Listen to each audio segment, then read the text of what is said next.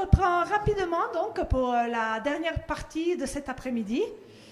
Je vous ai déjà parlé rapidement ce matin du sondage de la semaine de formation que nous venons de clôturer. Et donc voilà, j'ai appelé, elle est déjà ici d'ailleurs, Anja Mischke, Université Humboldt de Berlin, pour parler de cette question. Quelles données issues de corpus linguistique divulguées au sein de la communauté linguistique? Donc voilà, je lui laisse la parole.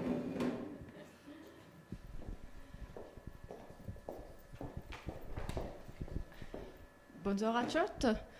Alors voilà, on va regarder un peu cette question et on va faire un grand détour pour arriver à la fin à cette question. Vu qu'on a fait notre semaine de recherche ici, en contact avec la population de Saint-Nicolas, c'est une question importante de savoir qu'est-ce qu'on peut rendre à la communauté et surtout dans notre cas à la communauté patoisante, à tous ceux qui aiment bien promouvoir et maintenir leur langue maternelle. Pour cela, je commence à introduire un nouveau concept dans la linguistique. Normalement, on parle des compétences linguistiques. Et là, on a toujours le problème, comment mesurer ces compétences. Bien sûr, on peut demander aux gens, comment crois-tu de maîtriser une telle langue? Comment crois-tu de la comprendre, de l'écrire, de la lire? Et en fait, on ne peut jamais être sûr d'avoir la bonne réponse parce que c'est très subjectif. Sinon, on a la possibilité de mesurer avec les tests et avoir des résultats qu'on peut, on peut voir s'il y a quelqu'un qui maîtrise les structures grammaticales, mesurer combien de vocabulaire il possède. Donc là, on pourrait arriver à d'autres résultats qui ont probablement un grand décalage entre les compétences linguistiques objectives et subjectives. Et pour cela, je propose d'introduire le sentiment d'auto-efficacité dans la linguistique. Et ça, c'est exclusivement subjectif. Parce que le sentiment d'auto-efficacité, c'est la conviction de savoir gérer une tâche et d'atteindre un but. Donc, si j'ai un défi communicatif, par exemple, j'apprends une langue étrangère et maintenant le défi, c'est acheter une glace. Et je peux le faire de plusieurs manières. Je peux le faire dans une forme grammaticalement correcte. Je peux déjà maîtriser la grammaire, mais peut-être j'arrive pas à ouvrir la bouche et je réussis pas à acheter cette glace. Et d'autres, par exemple, ils maîtrisent 2-3 mots, ils parlent avec les mains, avec les pieds, et ça fonctionne, et ils atteignent leur but. Et ça, c'est une chose, on peut demander aux gens, on peut demander les convictions. Ce concept s'inspire de la psychologie de la motivation. Là, on parle de franchir le Rubicon. Et c'est l'histoire de César qui se trouve devant le fleuve qui s'appelle le Rubicon. Et là, il ne sait pas quoi faire avec son armée. Est-ce qu'il faut avancer ou reculer? Et puis, il prononce la phrase fameuse « Alia jacta est ». Et il décide de traverser le fleuve et aller avec son armée à atteindre le but. Et on voit ici, il y a cette ligne. Et si quelqu'un est décidé à faire une chose, il a une régulation de son comportement. Il contrôle à chaque instant dans ce qu'il fait si ça sert à atteindre ce but. Et pourquoi pas adapter ce concept aux langues minoritaires? Parce que là, le but, ça serait promouvoir la langue, la maintenir, la parler le plus souvent. Et c'est important d'être convaincu d'atteindre ce but-là, parce que dans le contexte des langues minoritaires, il y a beaucoup de pression sociale et il faut avoir une certaine conviction de ne pas se laisser influencer par la majorité qui est autour. C'est un concept qui est déjà assez vieux.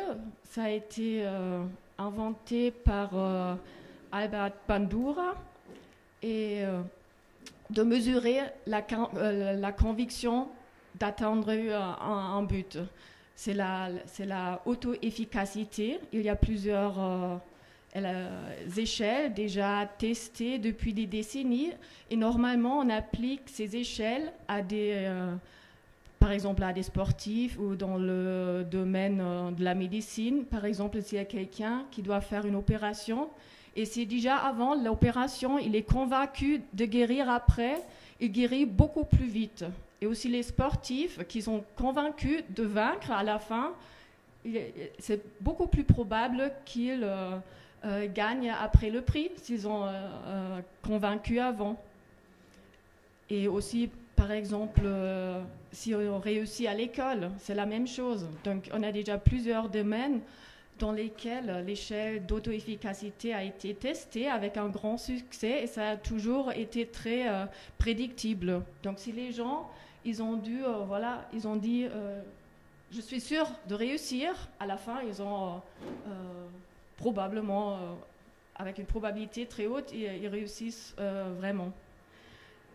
Et si on veut construire une telle échelle, il y a déjà plusieurs expériences. Donc, une telle échelle doit être spécifique au domaine d'intérêt, dans notre cas aux langues minoritaires, et formulée dans la première personne au singulier, donc toujours parler je, et après ce sont les gens qui cochent dans l'échelle qui va de 0 à 100.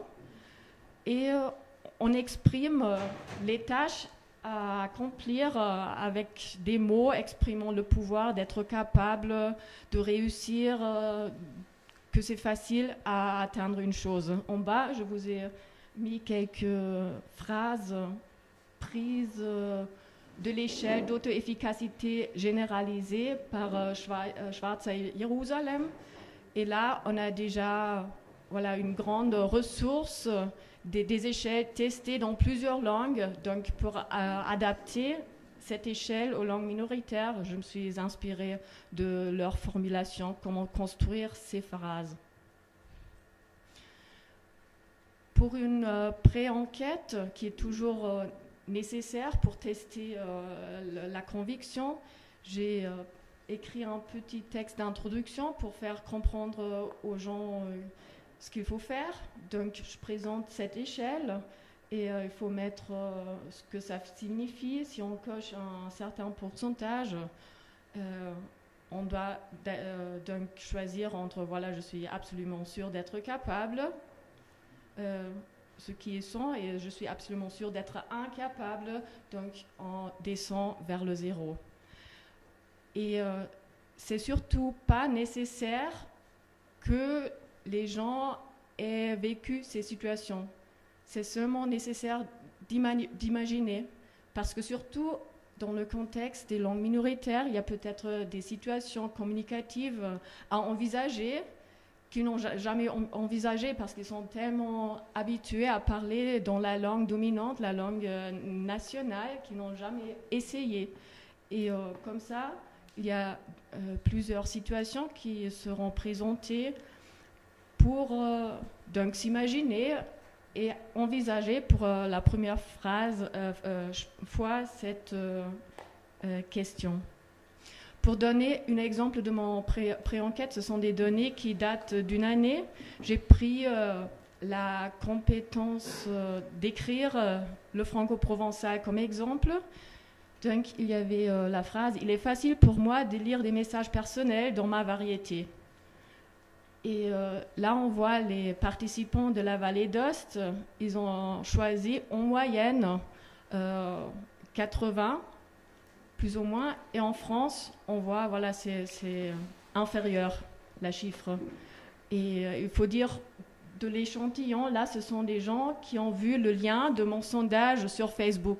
Donc, ce sont déjà des gens qui s'engagent pour la langue minoritaire. Donc ce sont des gens qui sont très intéressés, qui essayent à augmenter leurs compétences linguistiques. Donc là, on obtient donc des chiffres assez élevés et on voit très bien, ça reflète la situation réelle. En Vallée d'Ost, il y a plus de personnes qui parlent, ils sont plus habitués et voilà, ils ont plusieurs graphies à leur choix, le Braille, le Cerlogne, et voilà. Et en France, c'est moins répandu d'écrire et voilà, donc pour cela, on a un pourcentage moins élevé. Voilà, la même chose pour écrire. Là, c'est encore moins élevé. On voit donc même les Valdôtains, ils ont plus l'habitude de lire que d'écrire. Et je crois que ça reflète très bien en relation, moi, la situation entre les capacités à lire, à écrire, en comparaison entre Vallée d'Ost et la partie franco-provençale de la France. Puis je vous montre la moyenne d'autres désaffirmations sur l'emploi du franco-provençal dans la vie quotidienne. Donc, qu'est-ce qui pourrait être un défi dans la vie quotidienne de parler le franco-provençal? On va regarder tout ça à l'exemple de seulement 7 affirmations qu'on va comparer maintenant avec les résultats tout frais d'avant-hier. Donc voilà, là on a les résultats des gens à Saint-Nicolas. Les données remontent même pas à 48 heures. Et on va regarder un peu en général, qu'est-ce qu'on voit? Les chiffres pour Saint-Nicolas en général sont moins élevés comparés à la Vallée d'Ost. Et ça aussi c'est dû à l'échantillon. Vu que voilà, en Vallée d'Ost, on a les participants en ligne qui déjà sont vraiment disposés à s'occuper du franco-provençal dans toutes les façons, tandis qu'à Saint-Nicolas, on a plutôt un échantillon qui reflète la réalité. Parce qu'ici, on a trouvé les gens dans la rue, on a parlé à tout le monde. Et dans cet échantillon-là, il y a seulement les 71 participants qui sont patoisants. Les autres, je les ai déjà effacés, ne sont plus dans cette statistique. Et voilà, donc, comme interprétation, je crois que la colonne Saint-Nicolas représente est plus fiable en ce qui concerne la situation du franco-provençal en Vallée d'Ost, surtout voilà, dans les villages à une hauteur plus dans les montagnes qu'en plaine. On va regarder quelques exemples. Donc, première phrase. Zuma protsa totele diam patue finke si se que cognisso pas. Et ça, c'est peut-être le plus grand défi ici en Vallée d'Ost. On rencontre les gens et si on ne connaît pas leur biographie linguistique, en quelle langue pourrait-on s'adresser à eux? On ne sait pas, donc qu'est-ce qu'on choisit? Peut-être plutôt l'italien que le franco-provençal. Et voilà, là nous voyons ceux qui ont répondu en cliquant sur le lien sur Facebook, ils sont beaucoup plus militants, je dirais, tandis qu'ici, à Saint-Nicolas, on est peut-être un peu plus... voilà, on fait plus attention à quelle langue parler et on utilise moins le franco-provençal. Regardons un autre exemple. The prezzo ang patui mang menu, uremenu finke c'est la langue elle toujours mang pregiaia. Voilà, là on a un grand décalage entre les données toutes fraîches et les données qui remontent à 1 an à peu près. Et je me suis demandé, mais pourquoi? Parce qu'ici, quand même, c'est un milieu dans lequel il existe encore la transmission intergénérationnelle. On a quand même des enfants qui parlent le franco-provençal et les autres... Ils disent, voilà, ils ont le courage presque tous à 100% de transmettre, mais si on regarde la Vallée d'Ost en général, ce n'est pas vraiment le cas. Et comme je connais aussi assez des 44 participants de l'enquête en ligne, je peux vous dire ce sont beaucoup de gens qui n'ont pas de fils ou de filles. Donc ce sont eux qui théoriquement auraient transmis la langue, mais qui n'ont pas pu le faire parce qu'ils n'ont pas d'enfants. Mais il y a quand même cette volonté, et peut-être dans leurs alentours, il n'y a pas d'enfants à qui parler en patois. Prenons encore un autre exemple. Je continue a prediger patois quand je suis avec des personnes qui présentent une des deux langues officielles, mais qui comprennent le patois. Alors là, on pourrait se dire, c'est une logique, voilà, si l'autre, il me comprend, je choisis donc ma langue maternelle si je parle le patois. Et ici, on a le pourcentage le plus bas en ce qui concerne les Saint-Nicolains. Et ça, c'est beaucoup lié à l'idée de ne pas vouloir exclure les interlocuteurs. Parce que si moi, je m'adresse dans une langue, c'est l'autre qui me répond dans une autre langue, ça fait peut-être un peu bizarre. Et si on n'a pas cette persévérance de rester dans une même langue, tandis que l'autre parle une autre, ça peut devenir un peu difficile. Donc ça, c'est évidemment un grand défi pour les gens ici. Tandis que voilà, ceux à qui je donne plutôt l'étiquette des militants, eux, ils disent d'avoir plus de courage. Et si l'autre, il ne le parle pas, je l'enseigne. Nous avons encore deux autres exemples que j'aimerais bien discuter. J'arrive à m'exprimer en patois dans toutes les situations. Alors ça se réfère aux compétences linguistiques comme ils sont perçus subjectivement.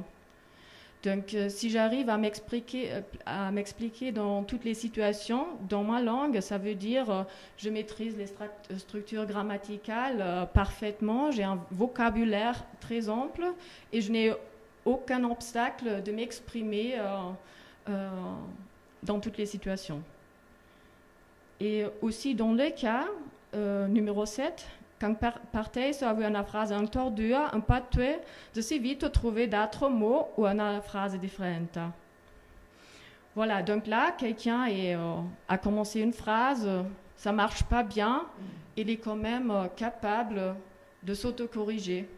Et ça aussi, c'est une stratégie de assurer la bonne communication.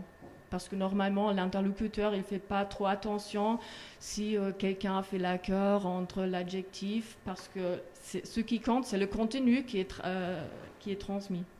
Mais quand même, chacun de nous a la volonté de s'exprimer en respectant la norme. Ici, j'ai marqué en bleu ce qui est un peu, le défi de continuer, d'arriver, de se vite trouver. Donc ça, c'est ce qu'on a vu avant. C'était ça, il faut formuler les phrases qu'on présente aux informateurs en employant le verbe pouvoir ou être capable, par exemple. Et puis en rouge, là, j'ai ajouté le défi. Donc, même si il arrive quelque chose, j'ai quand même la persévérance. Dans toutes les situations, pas dans quelques situations, mais vraiment dans toutes les situations. Où je sais vite trouver d'autres mots. Donc c'est ça l'obstacle. On peut bien se mettre là à réfléchir, à trouver d'autres mots, mais ça c'est un autre défi. C'est pas là, on n'est pas très pressé. Donc là vous avez un peu l'exemple comment formuler ces phrases. Donc ça c'était un peu les premiers résultats de la 5e partie du sondage qu'on a fait. Et maintenant, on passe à la 6e partie. On avait des questions ouvertes qui expliquent un peu mieux ce qui sont les défis à parler franco-provençal. Là, nous avons demandé quels patois sont incompréhensibles. Et là, comme exemple, on a eu Valdaya, si on parle vite, mais je comprends tout en écrit. Ça, c'est donc une réponse. Et ici, il est souligné, voilà, c'est le fait de parler vite qui empêche un peu la compréhension. Donc ça pourrait être un défi. Et là, on a une autre réponse. Cica de moten comprendre les variantes de la bossa valoda perché sono più differenti. Mi merci en cas differente espérience de travail comprennent ben caso to. Alors là, on a une partie géographique qui est identifiée comme difficile à comprendre. Et moi, comme linguiste, j'avais un peu la curiosité de savoir, mais pourquoi? Mais je n'arrive pas encore à avoir la réponse, c'est seulement la constatation, voilà, là en Basse-Vallée, on parle une variante différente, mais la différence, en quoi est-ce qu'elle consiste, c'est jamais expliqué. J'ai eu plusieurs réponses, là, je ne sais pas, une dizaine, et tout le monde dit, voilà, c'est une variante différente, j'ai du mal à comprendre, mais en fait, on ne sait pas très bien ce qui rend difficile la compréhension. Poi abbiamo un po' i luoghi comuni, come questa frase qua. In genere capisco il patois di Cogni e di Finis, ma se sono parlati stretti rapidamente non sempre li comprendo. Et voilà, dans les réponses, on a plusieurs fois des villages qui sont mentionnés. Donc là, ce sont les lieux communs parce que ce sont des patois avec des caractéristiques un peu particulières. Et en fait, ça démontre déjà, c'est une petite contradiction. Les gens, ils savent déjà qu'il y a des patois, des variantes avec des caractéristiques. Ils ont déjà un peu l'oreille. Et même s'ils ont déjà un peu identifié ces caractéristiques, ils disent au contraire, je ne les comprends pas. Donc là aussi, dans les réponses, on a un peu de contradiction. Il y a aussi des réponses à la question ce qui rend difficile de parler le franco-provençal dans cette question-là. Quels sont les désavantages ou avantages de parler franco-provençal? Et puis, il y a toujours cette peur de ne pas être compris par tout le monde. Donc, un cœur lié à des raisons de politesse. Si moi, je ne parle pas de toi à n'importe qui, il y a des italophones, il y a peut-être la peur de ne pouvoir pas inclure tout le monde dans la conversation. Puis, on a un autre lieu commun très répandu qui existe depuis la fondation des États nationaux, on pourrait dire. Per quanto riguarda gli svantaggi, qui ho copiato solo come ha scritto l'informatore. Secondo la mia maestra delle scuole elementari, imparare il patois poteva influenzare negativamente all'apprendimento del francese. Et là, il faut dire, en fait, oui, ce sont les langues apparentées, mais au contraire, le fait de savoir parler une langue aide aussi à comprendre l'autre, donc la peur n'est pas très justifiée. Et puis, il y a aussi des gens qui disent qu'il n'y a pas beaucoup d'avantages, mais voilà, au moins on peut conserver cette langue. E poi ci sono anche altri che dicono conoscere più di una lingua è sempre una risorsa e non ci sono per niente svantaggi. E soprattutto i bambini non fanno mai uno sforzo a imparare le lingue perché sono delle spugne e alla fine, dopo solo pochi mesi, hanno incorporata la lingua che viene parlata nei dintorni. E soprattutto abbiamo come risultato secondario di aver appreso un'altra lingua, l'effetto dell'elasticità migliore rispetto a quelli che sono solo monolingue. Et une autre question qui se réfère très concrètement à cette question qu'on s'est posée au début. Quelles sont les situations dans lesquelles avez-vous du mal à parler franco-provençal et qu'est-ce qui vous empêche? Là, on a eu comme réponse que parfois la terminologie technique ou bureaucratique pose des problèmes parce qu'il n'y a pas de mots. Mais on pourrait par exemple faire des calques, c'est la proposition de cet informateur-là. Et il faut rendre la langue le plus possible actuelle. Et quelqu'un d'autre qui dit qu'il parle seulement une autre langue quand il y a quelqu'un qui ne comprend pas le patois. Donc toujours la même difficulté des interlocuteurs qu'on retrouve. E poi per ultimo abbiamo un'altra frase che dice: sinceramente non ho difficoltà a parlarlo con nessuno, se non quando parlo con gente della bassa valle e non capisco e di conseguenza non so cosa dire. Quindi qua di nuovo abbiamo l'identificazione dell'area geografica che sembra abbastanza difficile da dire, da capire, e così la comunicazione in franco-provenzale è impedita. E un'altra frase: mi mancano le parolacce in patois e devo reperirle in italiano. Per parlare di emozioni e di sentimenti preferisco utilizzare l'italiano. Quindi anche qua abbiamo quindi identificato un ambito in cui sì, c'è una mancanza, un buco nel vocabolario ed è una motivazione per cambiare la lingua. Qu'est-ce qu'on pourrait faire si on voulait influencer cette situation-là? Il faut donc construire un environnement qui vise à l'accroissement des sentiments d'efficacité linguistique, qui n'est pas là dans certains cas que je vous ai présentés. Et c'est surtout dans les situations où il y a un groupe mixte avec des patoisans et les patoisans d'autres communes, des patoisans passifs ou des néolocuteurs, ou même des monolingues qui arrivent quand même avec tout le bagage d'une autre langue romane. Et là, je propose, comme si on veut, comme moyen glottopolitique, on veut faire quelque chose, on pourrait profiter de la dialectométrie comme outil psychologique, on pourrait dire, si on fait voir aux gens un domaine et que ça a plus ou moins la même couleur, ça influence la perception des gens. Si je montre combien les dialectes sont proches l'un l'autre. Puis on pourrait aussi imaginer des cartes simplifiées des dialectologues.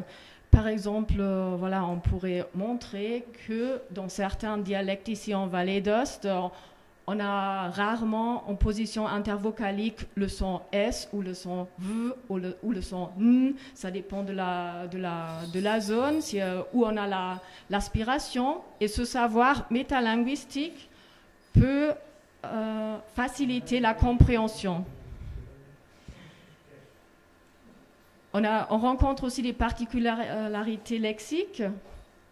Donc, il y a beaucoup de gens qui me disent « Ah, là, à Cogne, tu imagines, on a un mot complètement pour ce concept-là, et c'est pour ça que je ne comprends pas, tout en sachant déjà le mot qui est particulier à Cogne, par exemple. Et ça aussi, on pourrait montrer dans des revues, on pourrait l'enseigner à des enseignants qui participent au concours Salogne, par exemple. Et pour conclure, c'est ce qui est plutôt le travail des linguistes dans les archives, aussi de créer des néologismes, mettre à disposition le vocabulaire qui manque. Voilà, j'ai fini. Merci pour l'attention.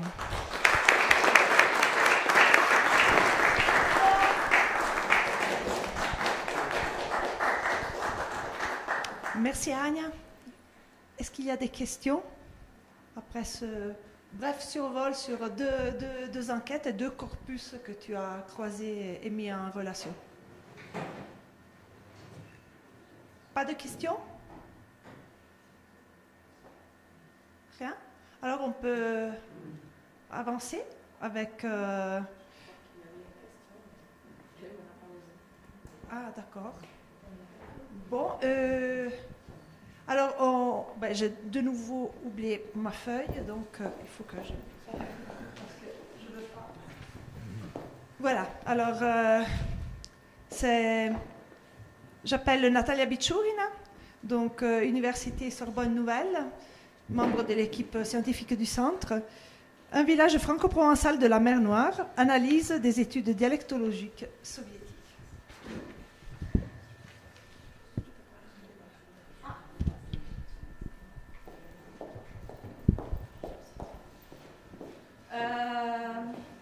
Ouais. Bonjour à chat, bonjour à toutes et à tous.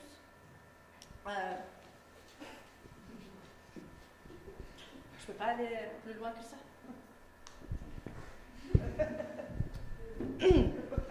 Ajustement technique. Bonjour et encore une fois. Je vais commencer par l'image en fait que vous voyez sur l'écran. Je peux me déplacer juste pour une seconde. Alors, c'est l'image que j'ai prise dans le village de Chabot, à la mer Noire, juste avant la pandémie et la guerre. Qu'est-ce que ça veut dire? Il y a 200 ans, je le fais pour une seconde, après je me déplace. Il y a 200 ans, les Suisses sont arrivés avec leurs chariots et les chevaux pour créer le village de Chabot, ça c'est chat cyrillique, entre la mer Noire et le Liman. Le Liman, c'est l'embouchure de Dniester. Voilà. Je prends l'autre micro. Donc c'est le début de l'histoire dont on va parler aujourd'hui. En fait, c'est le village qui a longtemps été considéré comme un village français. Et même dans les passeports soviétiques, les habitants de ce village avaient la nationalité française. Plus récemment, on a essayé de réinscrire l'histoire de Chabot dans l'histoire de la Suisse, mais tout en disant que c'était un village, d'accord, suisse, mais francophone. Alors, moi, quand j'ai commencé à m'occuper de ce village, je me disais, en connaissant la situation linguistique de la Suisse du 19e siècle, donc vous avez vu, il y a 200 ans, donc ils sont arrivés en 1822, eh bien, c'est quand même bizarre d'imaginer qu'en 1822, les vignerons entre eux se parlaient en français, même si le franco-provençal était interdit à l'école en 1806. Quand même de là jusqu'à dire que c'était la langue de la vie quotidienne et un peu douteux. Voilà. Donc, ce qui m'a intéressé, c'était de voir comment est-ce qu'on peut reconstruire les usages d'une langue plutôt orale, telle que le franco-provençal, dans le passé, et alors que nous avons surtout les documents écrits, ou bien pour le XXe siècle, nous avons justement les études dialectologiques dont je vais parler aussi aujourd'hui. J'aurai deux parties de ma présentation. Alors, dans la première partie, je vais faire un survol de l'histoire de Chabot et des dynamiques de la situation linguistique. Et ensuite, dans la deuxième partie, je vais parler plus précisément des études dialectologiques, comment on peut les inscrire dans les études du franco-provençal telles qu'on les connaît, donc Ascoli, Pierre Gardet, etc. Et qu'est-ce qu'on peut en faire aujourd'hui, en fait. Voilà. Donc, le petit survol, qu'est-ce qui se passe?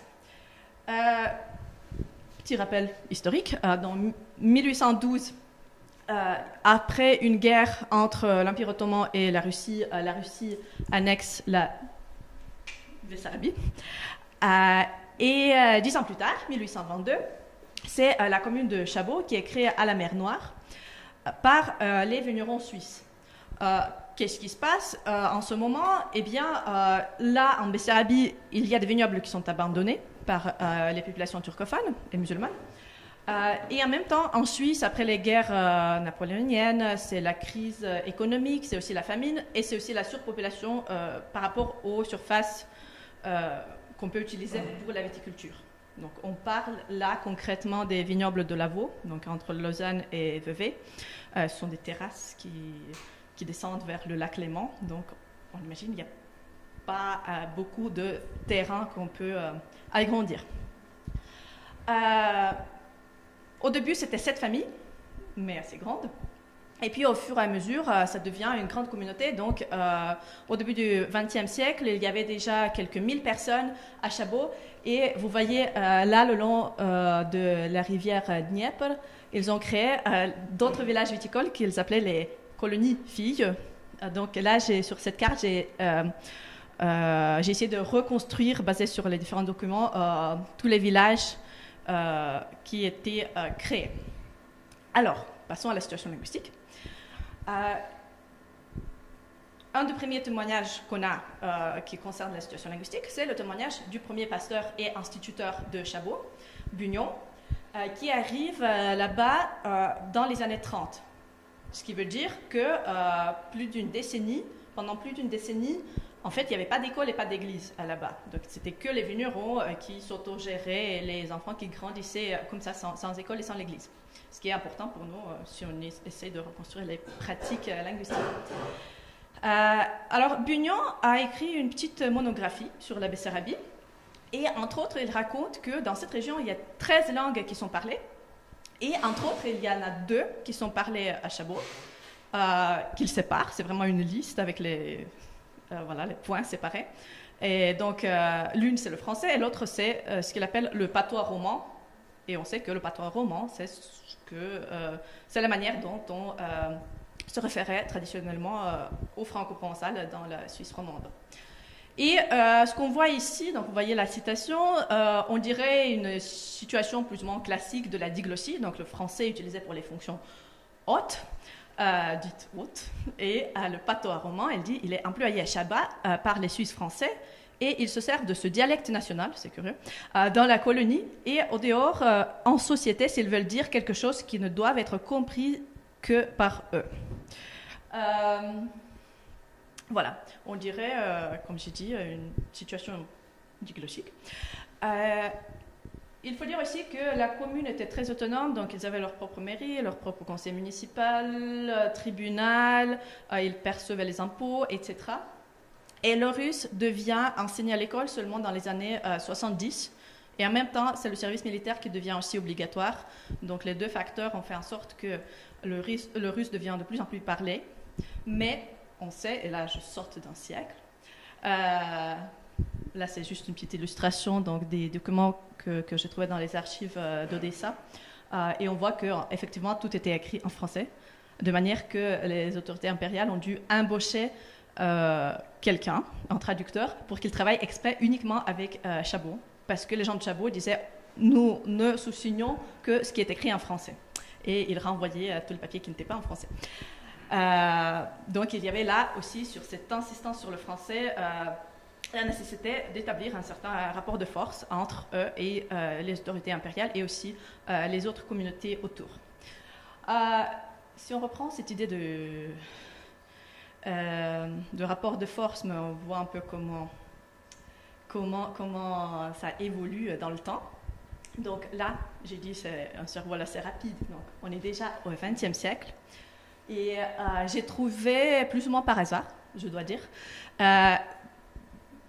une correspondance assez épaisse donc, entre une famille de Chabot et une famille suisse, donc restée en Suisse, des parents lointains. Et ils écrivent entre 1912 et puis 13-14 pendant la guerre et même après. Et ils parlent de leur vie quotidienne, donc il y a beaucoup de choses très intéressantes. Mais entre autres, il y a aussi ce qu'on appelle le code switching ou l'alternance codique, par exemple, comme dans cette phrase, quand ils disent ce serait notre plus grand plaisir de visiter le côté de votre haute montagne, donc de visiter le sommet de toute votre montagne, et surtout de faire une connaissance bien agréable avec les membres de votre charmante famille. On peut se demander pourquoi ça se passe. Je ne vais pas m'arrêter là-dessus en ce moment. On peut supposer aussi, parce qu'on sait qu'à un moment donné, ce monsieur Gander est allé visiter cette famille, ça se peut que c'est une citation de quelque chose qui se passait oralement. Donc oralement, il se parlait en franco-provençal et peut-être, voilà, il a dit, la prochaine fois, vous allez visiter le côté de votre montagne, etc. Hypothèse. En tout cas, on sait que c'était parlé entre eux, avec leurs parents lointains en Suisse, mais aussi au sein de la communauté, et ça c'est assez curieux parce que par exemple, ce que j'ai pu trouver, c'est ce témoignage d'un voyageur suisse qui parle d'un récit de la chasse. Et il dit donc une fois, il chassait le cygne, le canard sauvage au bord de la mer Noire. Et puis, tout d'un coup, il y a eu quelqu'un, il dit tout d'un coup, j'entendis non loin de moi un excellent patois vaudois, ces mots terribles qui, en toute autre occasion, m'eussent rempli d'indignation et me parurent une musique délicieuse. Et donc, c'est quelqu'un qui lui dit, le diable te roda pour la tsaravuta. Donc, le diable te brûlera, idiot, des choses comme ça. Et ce qui est curieux, c'est qu'il se trouve que c'est quelqu'un, lui il dit le moujik de la petite Russie, donc on dirait aujourd'hui un paysan ukrainien, qui a servi comme domestique dans une famille à Chabot, et donc il a appris le franco-provençal vaudois. Donc on voit aussi que même si tous les habitants de Chabot à cette époque-là étaient déjà bilingues, ou enfin trilingues et plus, quand même, c'était les domestiques qui s'adaptaient à eux en apprenant non seulement le français, mais même aussi le patois, et pas l'inverse. Qu'est-ce qui se passe après? En fait, entre deux guerres, Chabot fait partie du royaume de la Roumanie. La frontière avec l'URSS qui vient d'être créée passe littéralement là par la rivière, l'embouchure de Dniester. Ce qui fait que, en fait, ils essayent toujours à insister sur le fait que non, nous, on est francophones, on n'est pas comme les bolcheviks de l'autre côté de la rivière. Et donc, il y a beaucoup d'initiatives pour renforcer le français, aussi de la part des institutions roumaines. J'y reviens tout à l'heure. Et puis, 1940... c'est annexé par l'URSS et depuis, donc, ça faisait partie de l'Ukraine. Voilà, c'était un survol très rapide de ce qui s'est passé au niveau de l'histoire. Là, on passe à ce qui se passe au niveau des études linguistiques. Et je m'arrête un petit instant sur le contexte épistémologique des enquêtes linguistiques soviétiques et russes avant et soviétiques pour comprendre ce qui était fait. Alors, il est curieux de dire que, en fait, ce cadre de recherche est lié avec Ascoli, parce que il y a ce chercheur d'origine polonaise qui travaillait à Saint-Pétersbourg, et puis à Kazan, Jean Baudin de Courtenay, qui est un des fondateurs de la linguistique en Russie, et qui a effectué un stage avec Ascoli justement au moment où celui-ci était en train de préparer à la publication son Archivio Glottologico Italiano, et il travaillait sur cette découverte du franco-provençal.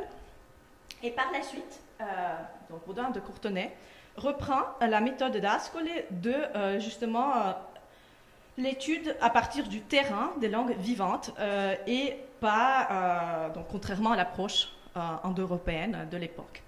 Vous voyez quelques citations, donc il critiquait cette vénération romantique d'une langue comme un organisme vivant et quelque chose de figé.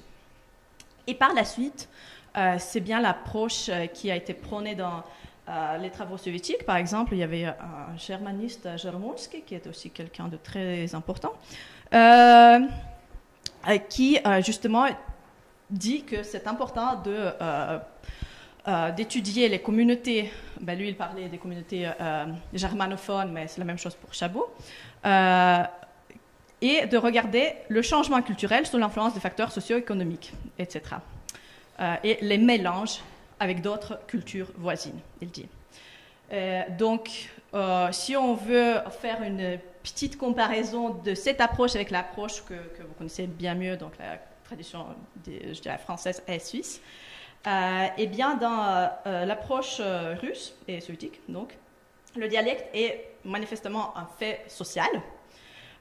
Donc, il est produit par les rapports de force dans la société et par l'ensemble de facteurs socio-économiques et politiques qui sont regardés dans leur dynamique, disons, historique. Tandis que, comme on le sait, dans la tradition française, ce n'est pas un fait social, mais plutôt un ensemble de faits linguistiques.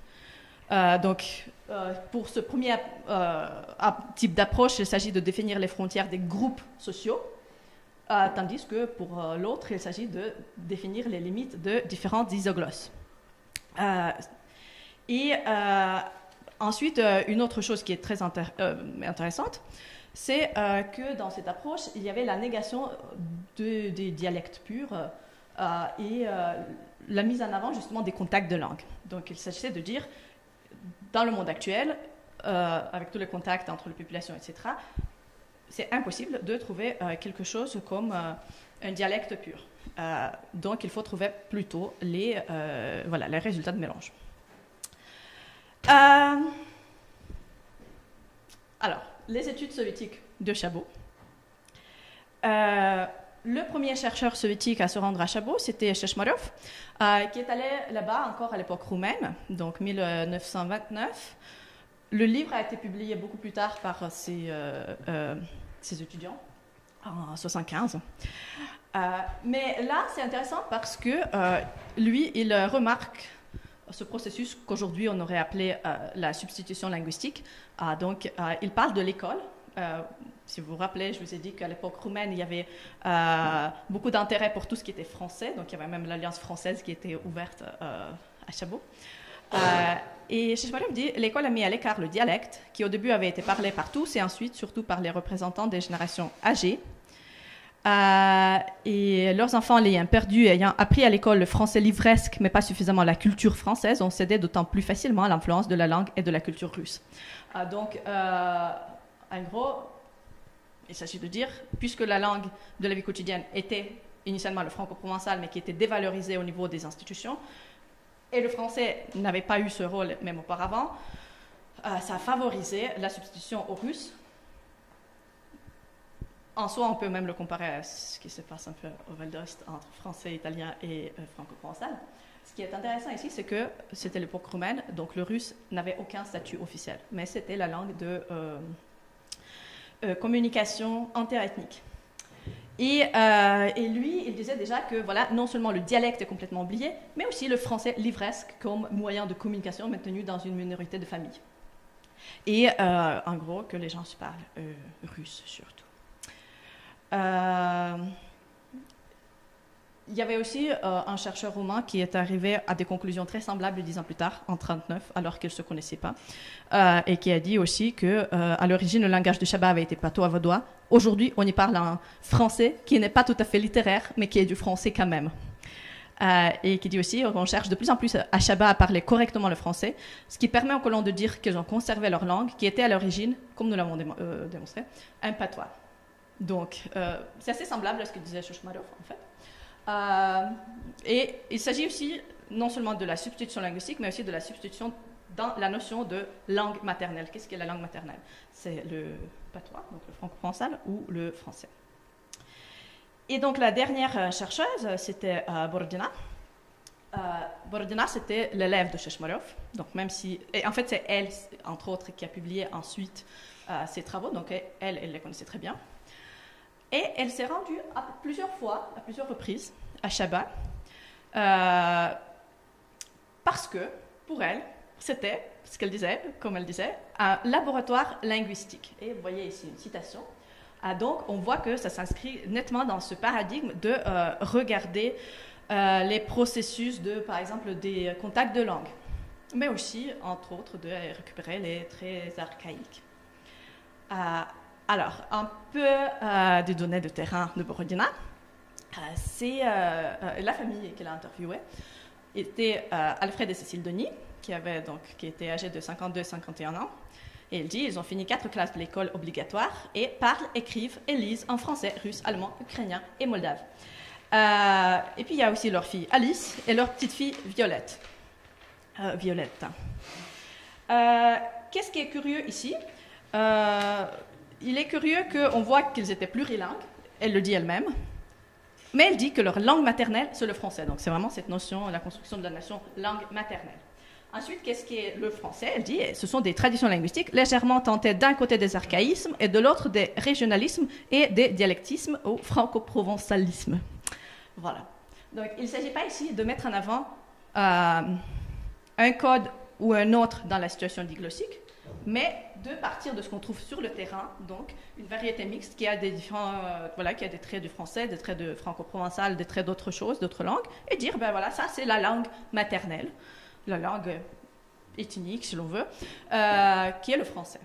Sachant que en URSS, la langue maternelle, dans ce sens-là, c'était la base de nationalité qui était écrite dans le passeport, donc pour eux, le français, et la nationalité française.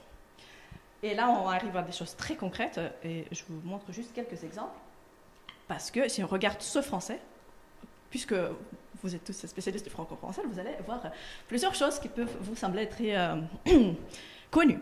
Par exemple, on regarde la phonologie, il parle, ce sont juste quelques exemples, il y a plein de choses, mais voilà. Par exemple, il dit il y a le « et » diphtonguisé s'il dérive, bon, je dirais simplement, dans, par exemple, pour dire « faire », ils disent « faire » ou « faire ». Si on le compare avec le glossaire des patois de la Suisse romande, on trouve que c'est exactement la même chose. Et justement, pour le patois de Vaud, il y a cette « fait » ou « faire », voilà, « faire » ou « faire ». Ou bien c'est très fermé dans les mots comme « appris » par exemple, ou la tita, etc. Encore une fois, c'est ce qui est caractéristique du franco-provençal du canton de Vaud. Je prends un autre exemple, la L mouillée. Et elle dit que ça peut provenir du russe où il y a l'opposition entre L palatalisé et non palatalisé, le, comme la, lu, etc. Encore une fois, si on le compare avec le franco-provençal, on sait que la feuille, la bouteille, etc. C'est exactement la manière de le parler dans le canton de Vaud, entre autres, et pas uniquement. Voilà. Si on regarde plutôt du côté lexical, là, je vous ai mis une petite comparaison. Donc, il y a ce que Bourdieu a trouvé à Chabot dans les années 1960, son interprétation à elle, et puis le glossaire de patois de la Suisse romande, ou bien ce que j'ai trouvé lors de mon enquête de terrain dans le canton de Vaud, auprès de 30 locuteurs, plutôt locuteurs tardifs, mais aussi une locutrice, je dirais, native, le français régional et puis la traduction en français français standard. Par exemple, il y a le mot gandaise et elle dit ça vient du russe gadest, alors qu'il y a le mot gandoise qui est toujours utilisé dans le français régional, dans le canton de Vaud, qui veut dire une histoire improbable. Ou bien nous barjacons, selon elle, ça vient du roumain, mais encore une fois, il y a barjaca, dans le même sens, nous bavardons. Donc, barjaquer aujourd'hui aussi, ça se dit. Sapé, selon elle, donc ça vient du roumain. Il y a encore aujourd'hui les vignerons dans le canton de Vaud qui disent tsapé la vigne, par exemple. Et ça vient de tsapla ou sapia en franco-provençal vaudois. Juste quelques exemples. Donc, on voit que là, pour elle, elle regarde les contacts de langue, et, mais on n'a pas besoin toujours de regarder vers le russe ou le roumain, on peut juste regarder le franco-provençal.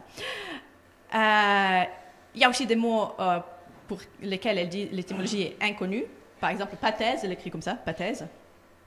Torchon de cuisine, la pâte d'aise. Les aises ou les aiges, ce sont les... comment on appelle ça? Les couverts. Ouais, voilà. Donc, ouais. La pâte, d'ailleurs, on dit aussi, jusqu'à présent, dans le français régional. Le léché. Encore une fois, le laitier, avec la variation, ça existe un peu partout dans l'aire franco-provençale et en français régional, dans le canton de Vaud aussi, on dit le léché. Donc, c'est un type de nourriture pour le bétail. Souvent, c'est la betterave, le blé ou des trucs comme ça. Printemps-tiole, voilà, tiole, fiola, etc. Ça, je ne sais pas pourquoi la dernière, je ne sais pas pourquoi elle n'a pas pu reconstruire ça, parce que ce qui est avant, justement, ça nous montre un peu, donc elle avait à sa disposition les atlas. Évidemment, ce ne sont pas les mots qui sont dans les atlas. Faire la pote, ça fait partie des parties de corps, donc bon, quand même, donc faire la pote, faire une mine, voilà, avec les lèvres, donc la pote, les lèvres.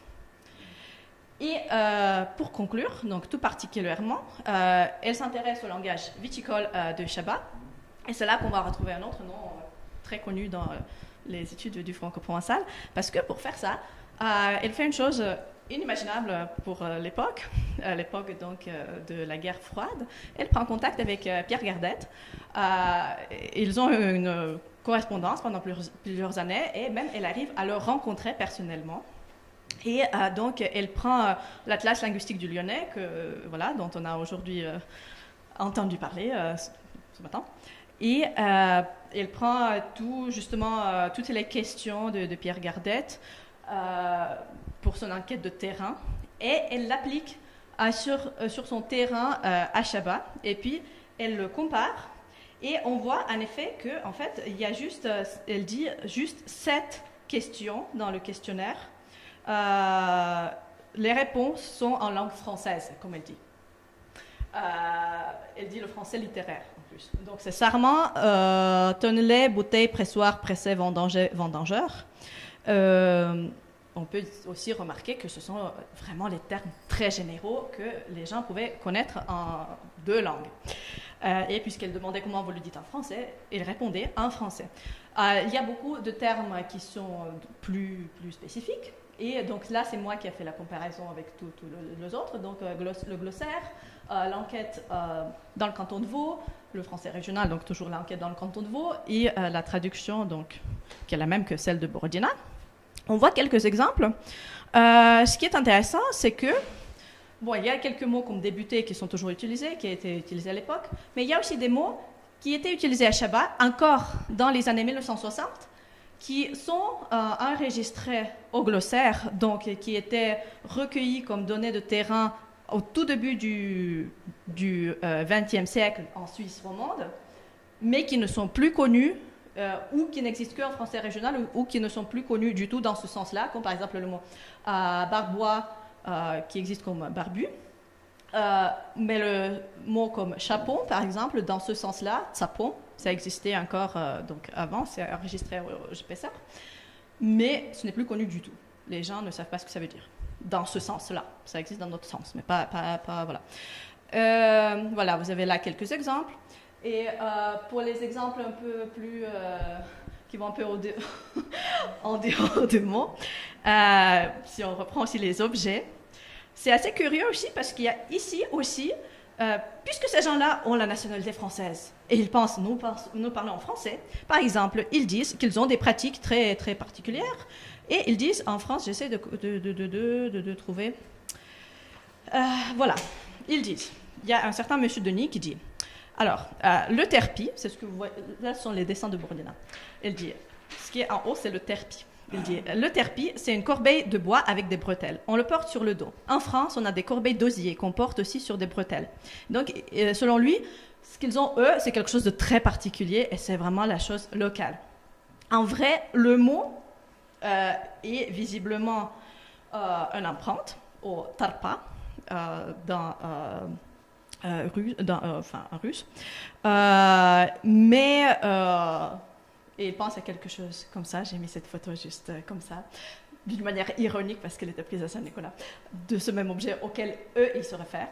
Mais ce que vous voyez en haut, par contre, c'est la photo que j'ai prise dans le canton de Vaud et c'est l'objet qui est connu sous le nom de Brenta ou bien la Brante, même en français régional, et qui est exactement la même chose qui était utilisée à Chabot. Donc, le mot, c'est un empreinte, mais pas l'objet. La même chose, ce que vous voyez là, ça s'appelle Chikma à Chabot. Et ils disent aussi que c'est une invention locale et le mot a été utilisé par les Moldaves de Bessarabie et qui a des racines turques. Mais même si le mot est une empreinte, l'objet est aussi utilisé dans les régions d'origine de ce vigneron. Donc, sous le nom on le connaît comme goyette ou la goyette aussi en français régional. Alors, il y a plusieurs paradoxes dans cette enquête. Je ne vais pas m'arrêter là-dessus maintenant, mais je vais par contre vous raconter une petite anecdote pour finir. Quand grâce à mes collègues de l'Institut Pierre Gardette, j'ai pu regarder les livres, la correspondance de Pierre Gardette, justement, en cherchant la correspondance avec Borodina. J'ai vu aussi la correspondance avec le chercheur suédois, Hazelroth, que vous connaissez sûrement aussi, et il parlait de Borodina. Et il disait, mais oui, tout n'est pas juste, loin de là. Mais quand même, c'est bien qu'il y a des chercheurs soviétiques qui s'intéressent à notre langue, voilà, notre intérêt de recherche, prédilection. Et moi, je peux aussi conclure par ça, c'est qu'on voit qu'il y a beaucoup de données qu'on peut utiliser différemment et interpréter différemment si on peut faire le terrain dans des régions concernées, si l'on veut. Mais c'est assez impressionnant que dans un contexte, disons, aussi défavorable pour la circulation de connaissances et des idées, ils ont quand même pu faire cette collaboration. Et ce qui fait qu'aujourd'hui, on a accès à ces données qui nous permettent de reconstruire ce qui se passait à Chabot au milieu du XXe siècle. Voilà. Je vous remercie de votre attention. Je vous fais juste écouter une seconde les premiers mots. Pour ce qui concerne la mémoire de Chabot, c'est la chanson qui est écrite en patois vaudois par une dame née en 25, qui est encore la locutrice du patois vaudois sur Chabot.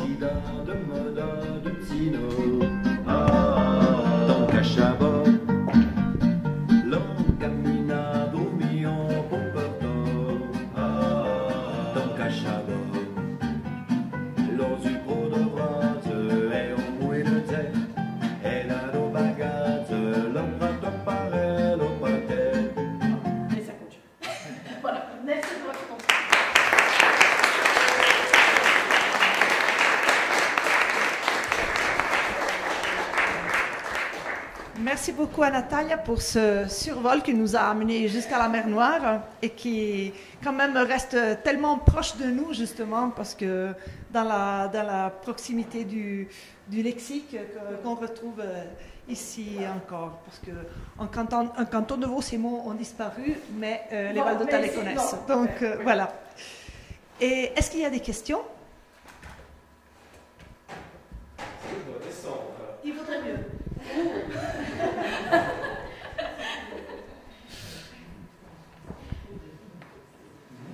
La question du balcon.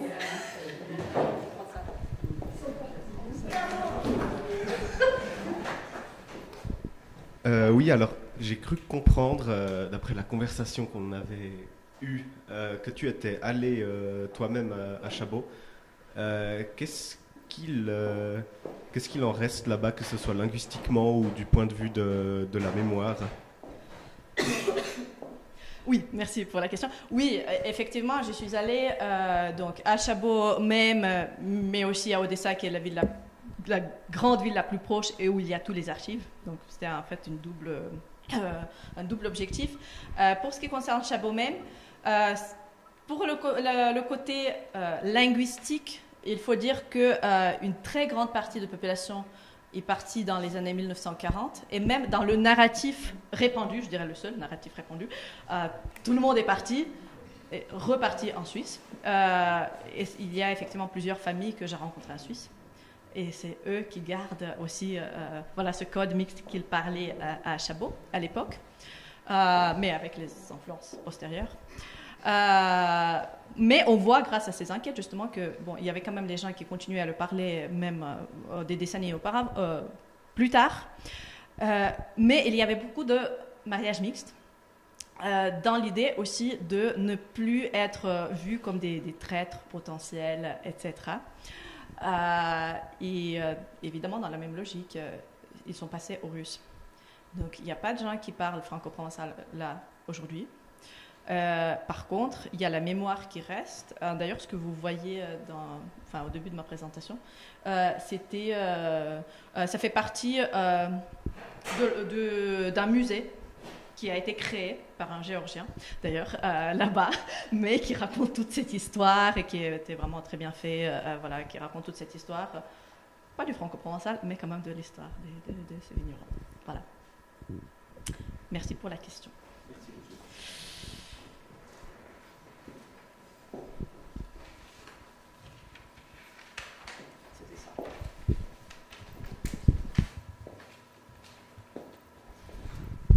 D'autres questions?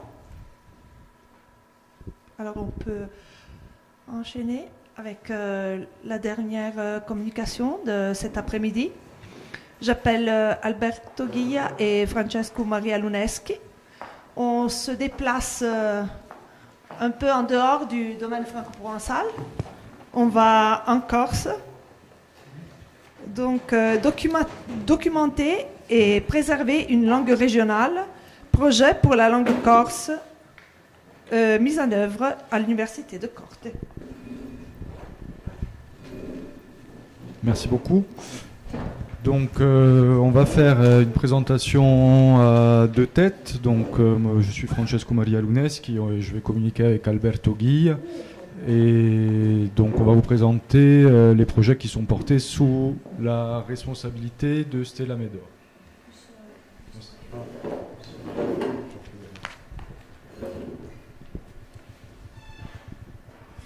Donc, nous pouvons considérer que les langues régionales, quelles qu'elles soient, possèdent finalement souvent des caractéristiques communes telles que le faible nombre de locuteurs ou la baisse des compétences actives.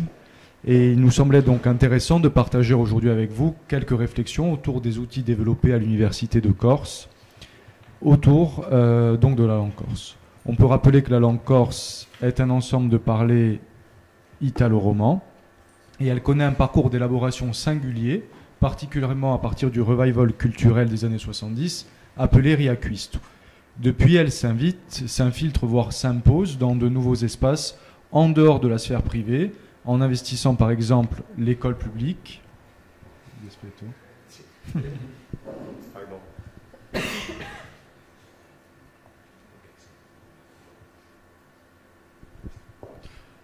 Donc je disais qu'elle investissait de nouveaux terrains comme l'école publique, les médias, le réseau des socioprofessionnels, les associations, mais aussi les institutions. Donc cette forme d'externalisation de la langue nécessite aujourd'hui un accompagnement solide, notamment en termes d'équipement linguistique, qui doit insister sur la documentation des parlers corses dans leur diversité. En effet, la rupture importante dans la transmission intergénérationnelle a provoqué une prise de conscience politique qui s'est traduite il y a une dizaine d'années par un vote en faveur de la co-officialité de la langue corse, vote frappé d'inconstitutionnalité, mais qui a abouti à un consensus autour de la volonté d'inscrire la langue corse dans un projet de revitalisation. La prise en compte de la variation linguistique dans la construction d'une norme plurielle autour du concept de langue polynomique nécessite aujourd'hui que la dialectologie prenne sa part pour répondre aux enjeux de la documentation linguistique, mais aussi de la promotion et de la gestion de la diversité. En 1974, le CNRS avait encouragé la création d'un nouvel atlas linguistique pour le Corse, et l'année suivante, le projet du nouvel atlas linguistique ethnographique de la Corse voit le jour. Quelques années plus tard, en 1981, de la réouverture de l'Université de Corse, le projet est confié à Marie-Josée d'Albert Astefanage. Dans la foulée, en 1986, l'Assemblée régionale de Corse commandait une base de données linguistiques informatisée, et c'est à ce moment-là que naît la Banque de données Langue Corse. Donc c'est un projet qui consiste à la fois à collecter et à organiser les données linguistiques et ethnolinguistiques corse en s'adossant au projet de l'Atlas linguistique et ethnographique de la Corse. À partir du déploiement de cet outil informatique, le projet atlantistique du NALC va s'articuler autour du database. Depuis 2015, donc, il y a un nouveau déploiement d'outils qui va se développer, notamment à travers la projection d'un dictionnaire dialectal et étymologique des parlers corses, mais également de projets autour du traitement automatique des langues et plus récemment autour de l'édition numérique des anciens atlas linguistiques. On peut dire que la BDLC, finalement, a été conçue pour devenir une pierre angulaire du programme NALC, puisque c'est à partir des données qu'elle héberge que sont publiés les volumes d'Atlas, mais aussi les produits de vulgarisation. Donc il me semblait important de rappeler, pour évoquer par la suite le traitement automatique des langues, comment est constitué le corpus de la BDLC. Donc le questionnaire d'enquête a été établi en 1981 à partir d'une première campagne d'enquête de type ethnographique. Dans la base de données comme dans les documents d'enquête, la formulation des entrées ne correspond pas toujours à la terminologie française. Dans l'exemple qui est mentionné de la localité de Pianel, à propos de la châtaigneraie, on voit qu'à partir de cette production langagière, les entrées en français qui ont été retenues sont le châtaignier légitime plutôt que le châtaignier greffé, en miroir le châtaignier bâtard, mais aussi des entrées plus générales comme le bois et noueux, la branche maîtresse de l'arbre ou encore la greffe. Il s'agit donc plutôt d'un responsaire évolutif plutôt que d'un questionnaire qui permet de rendre compte de l'interaction entre langue et culture. Donc aujourd'hui, le corpus BDLC s'articule autour de 7000 entrées en français qui sont accessibles depuis un portail multilingue. Et donc ces 7000 entrées sont regroupées autour de 7 thématiques traditionnelles. Donc le profil type d'informateur du NAC BDLC est constitué jusqu'à aujourd'hui de locuteurs natifs et les enquêteurs sont généralement des enquêteurs dits de l'intérieur, donc soit des chercheurs experts, soit des membres de la communauté enquêtée. Concernant le réseau d'enquête, celui-ci a été déterminé pour représenter à la fois la variation de la langue, mais aussi la réalité culturelle et environnementale. Et grâce à la BDLC, on peut envisager une couverture totale des communes, bien que la rupture de transmission intergénérationnelle du Corse ne permettra pas de façon réaliste de couvrir la totalité du réseau dans le cadre de la publication de l'Atlas, donc avec des locuteurs natifs. Mais le développement récent d'un volet plutôt complet autour des métadonnées permettra de documenter, d'analyser aussi la pratique d'autres types de locuteurs au-delà des locuteurs natifs. La question de la transcription phonétique et de la délématisation sera traitée par mon collègue Alberto Guilla dans le cadre du projet de digitalisation de la laïque. Et je voudrais aborder à présent avec vous le développement autour du traitement automatique des langues qui a été actionné et largement développé grâce à la contribution de Laurent Kever.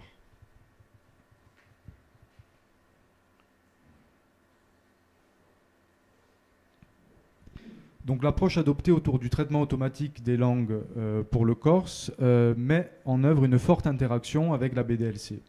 Le corse est considéré pour le TAL comme une langue très peu dotée en termes de corpus exploitable pour le TAL. Donc les progrès réalisés ces dernières années dans le domaine de l'apprentissage automatique et en particulier de l'apprentissage profond dit deep learning placent plutôt l'enjeu du traitement automatique d'une langue telle que le corse au niveau des ressources linguistiques numériques dont la disponibilité est actuellement limitée. Donc le projet du TAL a pu bénéficier du corpus des notes-textes de la BDLC, ce qui représentait en ligne 317 512 mots, mais ces textes ne pouvaient pas constituer à eux seuls le substrat nécessaire à l'élaboration d'outils de traitement automatique. Dès lors, les corpus de portée plus générale ont été réunis et diffusés, avec l'intégration notamment des ressources Wikipédia en langue corse, le blog Apiat7 ou encore la traduction de la Bible. Donc ces ressources ont été mises à disposition sur la page du projet BDLC. Afin que le plus grand nombre puisse profiter de ces corpus, nous avons travaillé à leur mise à disposition et en ce moment, l'outil permet de visualiser l'ensemble d'occurrences accompagnées de mots en contexte de gauche à droite pour le corpus BDLC. Donc le premier outil avant d'aboutir au concordancier qui est projeté sur le PowerPoint, mais je crois qu'on ne voit pas, c'est flouté à l'écran.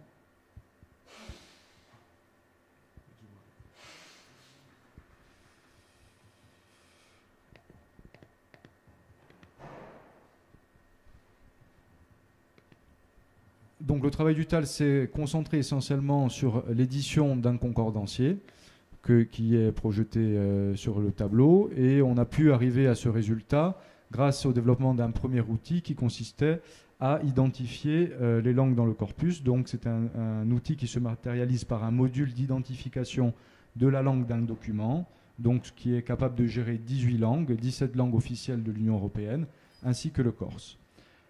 Un troisième outil qui est donc en cours de développement concerne l'annotation morphosyntaxique. Donc les développements nécessaires à l'élaboration de cet outil, inexistant pour le corse, ont été entamés seulement il y a quelques mois. La méthodologie de travail s'appuie sur la production donc, de données étiquetées par des experts afin de permettre l'apprentissage supervisé de modèles d'annotation automatique grâce à des algorithmes d'apprentissage artificiel et en particulier on parle d'apprentissage profond.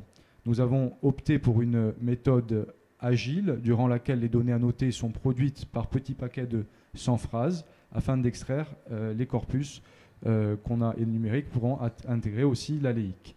Donc nous avons pu réaliser 5 itérations durant lesquelles 100 phrases ont à chaque fois été annotées Et l'étiquetage a été réalisé en employant les catégories de l'Universal Dependencies et Inception.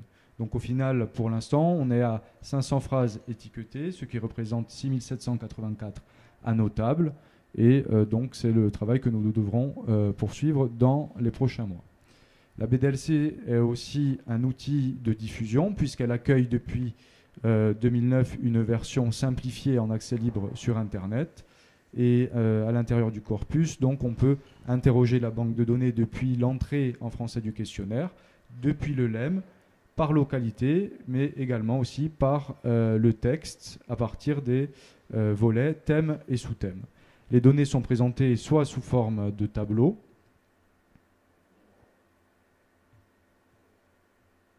donc qui reprennent la forme phonique, la forme phonétique, le lemme ou la localité, et aussi elle peut générer deux types de cartes qui sont soit des cartes phonétiques, soit des cartes à symboles par rapport donc aux entrées du questionnaire. Pour faciliter l'accès de la BDLC au plus grand nombre, donc nous avons développé un portail multilingue grâce à la traduction du questionnaire en italien et en anglais, et un bref descriptif des localités accompagne la fiche village.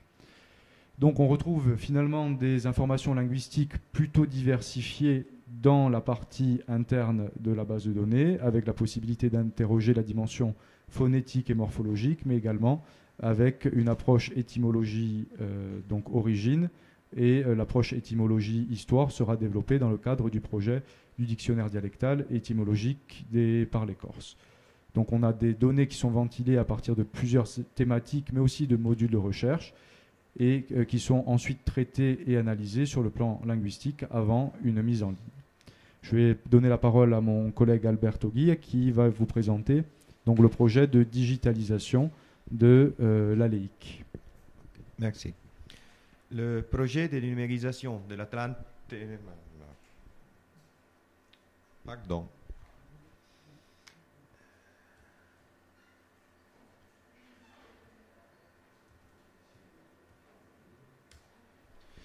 Le projet de numérisation de l'Atlante linguistico ed etnografico italiano della Corsica, en bref ALEIC, prévoit d'un part la reprojection fidèle de 2000 cartes afin de garantir la consultation de l'œuvre en considérant l'Atlante comme un objet atlantistique et un document d'archives. D'autre part, la création d'une base de données qui permettra ainsi des recherches complexes pour valoriser les matériaux qu'il contient. Bien entendu, il s'agira de faire dialoguer la version numérique de l'ALEIC avec la BDC. Cela facilitera à la fois la création et l'enrichissement, et par la suite la consultation en parallèle des deux différents instruments. L'élaboration des données de l'ALEIC sur le modèle de la BDC est le point de départ. Il s'agira de proposer en forme phonique une forme graphique, c'est-à-dire la transcription orthographique lemmatisée d'un point de vue morphologique de la forme phonique, et un lemme, dont on parlera ensuite. Au cours de cette phase préparatoire, nous avons réfléchi aux avantages que le traitement automatique pourrait apporter aux différentes étapes de saisie. Si d'un côté nous pouvons nous satisfaire de la création de la forme phonique et du lemme, la problématique de la restitution de la forme graphique reste explorée. Ok. Je vais fermer les portes. Je pense que... En ce qui concerne la saisie des transcriptions phonétiques ALEIC, à partir desquelles les autres formes seront créées, nous pouvons nous estimer plutôt chanceux. Bottiglione utilise en effet une écriture phonétique très simple, basée sur des caractères latins et un nombre limité de signes diacritiques.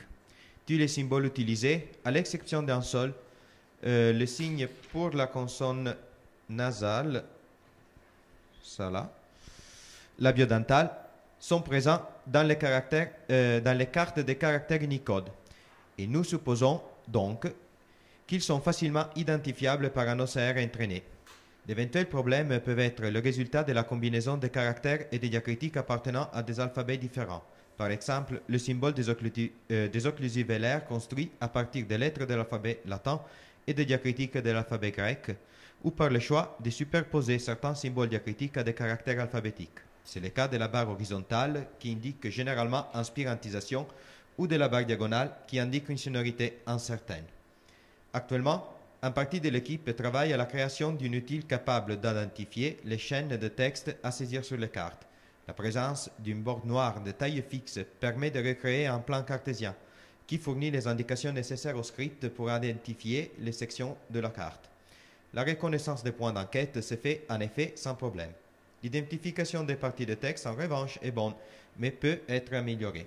Certains détails sur le fond de la carte sont interprétés comme des portions de texte et les informaticiens travaillent en ce moment à résoudre ce problème. S'il n'est pas possible de saisir les fiches sous forme numérique, des textes de transcription manuelle ont été effectués. Un rédacteur familiarisé avec les deux orthographes phonétiques s'est entraîné sur un centaine de fiches, transcrit en carte de longueur moyenne, c'est-à-dire 9-10 syllabes, en API en une quarantaine de minutes. Si les données ne peuvent pas être traitées automatiquement, on peut donc procéder en transcription manuelle en sachant que l'opération ne sera pas longue. Pour ce qui concerne la conversion de la graphie phonétique aléique avec l'API, nous avons émis l'hypothèse qu'il est possible de créer un script qui, à partir d'une table d'équivalence entre les symboles phonétiques utilisés par les deux graphies phonétiques, serait en mesure de convertir automatiquement les chaînes de caractères aléiques en API. Pour établir cette équivalence, nous nous sommes appuyés sur les descriptions qui sont faites par Bottiglioni dans le volume introductif de l'aléique et en les complétant par des études plus approfondies sur la phonétique des zones spécifiques. En particulier, les notes de D'Albera Stefanaggi pour le corse et de Magia et de Pellis pour les dialectes sardes corse ont été fondamentales. Il n'a pas toujours été possible d'établir en correspondance 1-1. Par exemple, Bottiglioni emploie le même signe pour indiquer la semi-voyelle et la semi-consonne, quelle que soit palatale ou labiale. En tout cas de cause, il semble possible d'écrire des règles non ambiguës, même pour quelques cas plus complexes. Il est plus difficile d'émettre des hypothèses sur la manière d'insérer automatiquement l'accent tonique dans les mots plats. Dans la laïque, il n'est en effet pas indiqué. Comme signalé précédemment, si la rédaction des règles et le traitement automatique ne donnent pas de résultats satisfaisants, il sera possible de recourir à la conversion manuelle du matériel. Le deuxième point déjà abordé concerne la lemmatisation ou le typage souvra-dialectal. La BDLC offre le modèle de départ. Ici, après avoir identifié une série de variantes phonétiques, donc la présente est admise par le système orthographique en vigueur, on élève un variant au rang de lemme selon deux critères quantitatifs, c'est-à-dire que c'est la forme la plus répandue et choisie, ou étymologique, c'est la forme la plus proche de l'étymone à être choisie. L'efficacité de ce processus de sélection tient à son caractère concret. Une forme est effectivement choisie parmi celles qui sont disponibles, de sorte que le lemme représente l'une des variantes effectivement recensées. En revanche, le choix d'une forme réelle et non virtuelle peut poser des problèmes lorsqu'elle est réalisée comme une apax liée à un certain concept. Dans ce cas, en effet, la forme graphique est transportée en lemme au risque d'être déconnectée d'autres formes co-étymologiques. On peut prendre l'exemple des continuateurs du latin herba. On trouve herba ou arba avec le sens de herbe, lemmatisé herba. En revanche, on trouve seulement arba avec le sens de algue. Et donc, cette forme a été retenue comme lemme. Cela empêche donc de réunir sur un même lemme les dérivés du latin herbe. Et le problème s'amplifie si l'on considère les composés très fréquents en phytonymie. L'hypothèse de travail emprunte donc, dans ce cas, un modèle différent de celui de la BDLC. Tout en conservant les deux critères de sélection déjà identifiés, nous supposons qu'il est préférable d'identifier a priori les possibilités d'oscillation admises par le système orthographique actuel et de décider celle qui, parmi les variantes, doit être placée en tant qu'LM. En reprenant l'exemple déjà avancé de l'oscillation entre arba et herba, le processus peut être résumé ainsi. On reconnaît l'oscillation systémique entre A et E tonique dérivée de E bref latin devant vibrante suivie par consonne. On choisit la manière dont on neutralise cette oscillation, critère quantitatif ou étymologique, et ensuite on applique la forme choisie aux formes graphiques en créant le lemme. Bien évidemment, ce processus conduira à la création de lemmes virtuels. La forme arbre, avec le sens d'algue par exemple, si l'on décidait de faire prévaloir un critère étymologique dans la lemmatisation des formes arbre à herbe, recevrait comme lemme herbe, bien que herbe, avec le sens d'algue, ne soit pas une des formes collectées sur les terrains. Si cette voie est choisie, il nous semble important que le lemme ne soit plus l'outil de recherche privilégié dans la base de données, comme il est actuellement dans la BDLC, mais un outil à n'utiliser que pour les cas dialectales ou pour les recherches avancées. Le choix de s'adosser à la BDLC semblait le plus évident, en gardant toujours à l'esprit que le public cible des deux ressources est le même, et qu'il convient donc qu'elles soient aussi similaires que possible. Cependant, nous avons préféré proposer un modèle de processus absolu et non dépendant des accidents de la collecte, afin qu'il puisse être automatisé. En cas de succès, si la méthode est jugée efficace, pourra être employée aussi dans la BDLC. En guise de conclusion, on peut dire que la démarche de l'équipe NALC BDLC vise à recueillir, conserver et restituer des données linguistiques et ethnographiques. Donc à ce jour, c'est 120 000 fiches lexicales accessibles en ligne, plus d'1 millier d'ethnotextes en cours de correction pour une mise à disposition du public. Avec le projet de digitalisation de l'ALEIC, l'Université de Corse valorise de manière innovante la tradition scientifique autour de la géolinguistique sur un territoire qui a été couvert par 3 atlas linguistiques sur près d'un siècle.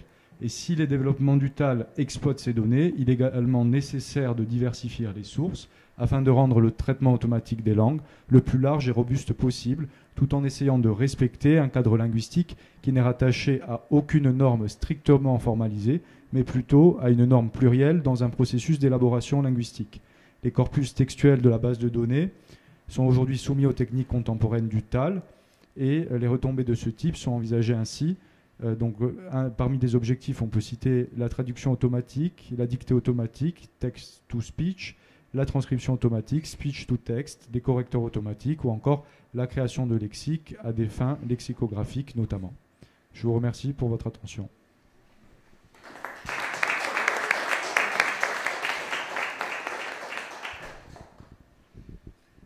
Voilà, cette fois, on s'est déplacé un peu plus loin, mais voilà, au niveau comparatif, c'est très intéressant, je pense, ce qu'on peut en retirer pour le franco-provençal aussi.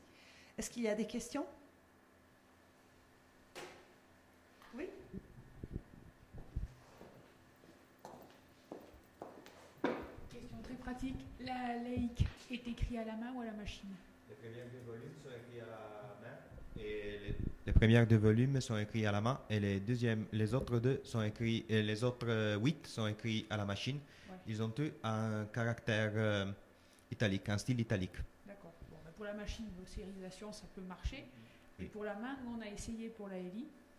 Et en fait, ne serait-ce que pour le F, il suffit que la barre du F ne soit pas disposée exactement au même endroit et c'est oui. très difficile de récupérer. Oui, oui. On peut regarder.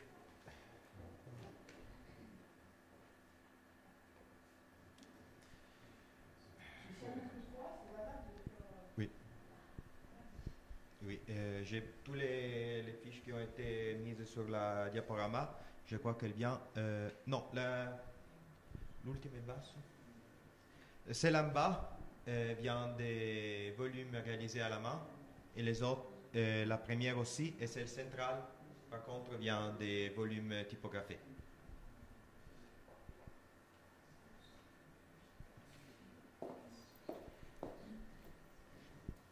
Bien, nous vous remercions s'il n'y a pas d'autres questions. Merci beaucoup.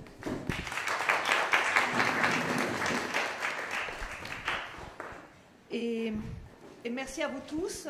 Merci à tous les intervenants pour la qualité des communications. À Yves Ngoye qui a pu tout filmer, tout diffuser en direct parce que tout s'est bien passé. Donc voilà. Et dès maintenant, vous pouvez tout trouver déjà en ligne sur notre chaîne YouTube. Donc vous pouvez réécouter ou l'envoyer aux personnes qui sont censées être intéressées. Je remercie encore une fois la commune de Saint-Nicolas, sans laquelle toutes ces choses n'auraient pas été possibles, et toutes les personnes qui nous ont aidés, notamment au cours de cette dernière semaine. Et cette longue semaine, je dirais, pendant laquelle nous avons fait vraiment beaucoup de choses. Et donc, voilà. Un beau reportage a été réalisé cette semaine à Saint-Nicolas et qui a été diffusé aujourd'hui au téléjournal de la RAI Vallée d'Aoste. Nous tenterons de récupérer le reportage et de le faire circuler si jamais cela pouvait intéresser quelqu'un de vous. Nous reprendrons aussi bientôt contact pour la publication des actes et nous invitons donc tout le monde d'ores et déjà à réfléchir à un texte voilà, pour les actes. Nous avons maintenant prévu une réunion du CIF, c'est-à-dire le Conseil international du franco-provençal. Pour ceux qui préfèrent faire une promenade, se reposer un peu, on pourra se retrouver à 20h à l'hôtel Saint-Nicolas pour un dernier repas ensemble, ceux qui partent demain matin. Et les autres, je les salue chaleureusement et aussi je vais tenter de saluer voilà, tous ceux qui partent tout de suite. Donc voilà, merci encore. Merci à toi.